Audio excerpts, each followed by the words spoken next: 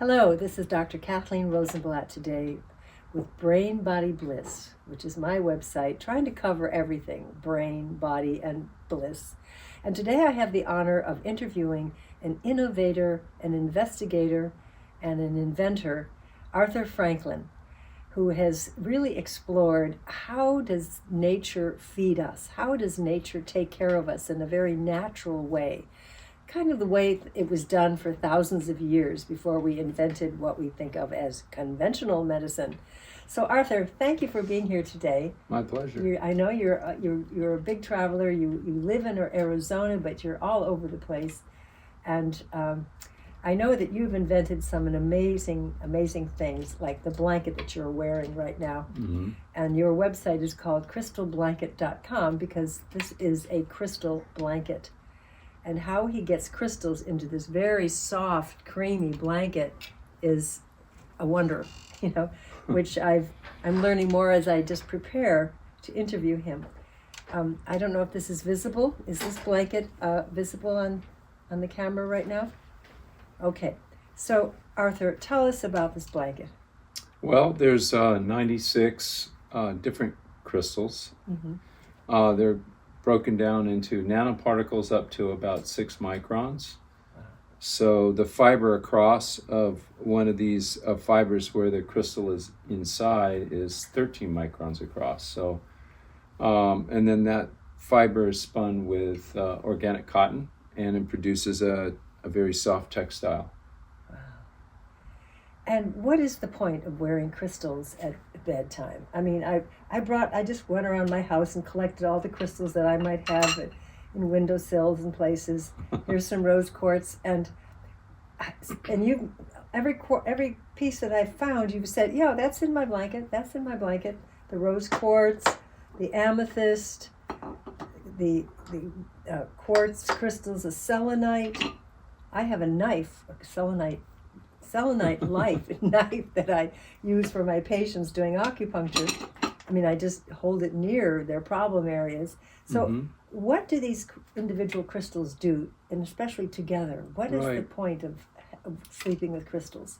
Well, it's increasing as it's close to the body, and our light and heat is coming out of our body, and the fiber that contains the crystals is reflecting that energy and sending it back into our body, and it's increasing as I think many people know, is that crystals actually conduct a piezoelectric energetic, which is these microcurrents that actually are infused with light. And so when there's combination of crystals are together, they're actually increasing circulation, oxygen, their recovery from exhaustion. It's doing many things in a very subtle way. This is so interesting, isn't it? Because usually when people talk about crystals and auras, they're talking about it in what is, I hate that put down word woo-woo fashion, but that's usually the conversation, that's usually the context. And here Arthur is talking about it in a scientific way, actually describing what these crystals do, and not just the idea of a crystal, the feeling of comfort, and that something that you believe in, so therefore it works, which is a very good point. That's an important thing, just believing. But he's showing us what actually is occurring. Now, can you explain the word piezoelectric, for instance? Okay. Well, a piezoelectric is it's an actual electrical expansion of an electrical field. Electrical field is pushing out like a microcurrent of energy. If you take it really, really out far, you're seeing, and in a very big way, you're looking at lightning in the sky, right? Which is creating this form of plasma, where light is coming out in very large amounts of very powerful, intense forms of light.